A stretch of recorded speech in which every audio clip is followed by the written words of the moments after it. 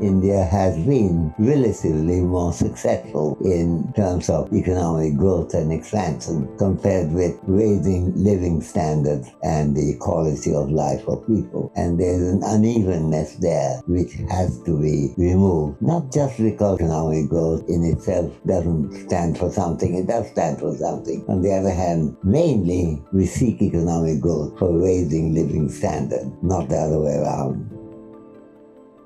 We have failed to do, namely something which actually wasn't missed by great leaders of India like Rabindranath Tagore. He thought that the most important problem for India was lack of education and lack of interest in education that the rulers have had. The present government have been very neglectful of education. But even earlier, immediately after independence, when the 5-year plans were constructed, education took a back seat. People go on discussing why does India have a big unemployment problem? It does. For a country which is growing so fast, it's amazing why so many people can't find jobs. Well, one of the reasons why they can't find jobs is that either they're not educated or they're pretty badly educated. So I would say that lack of education, being there is a big problem. Not seeing that it's there is another big problem. And of course, connected with it, there's also lack of health care. To get a job when you're unhealthy and uneducated is a real challenge. And I think to say that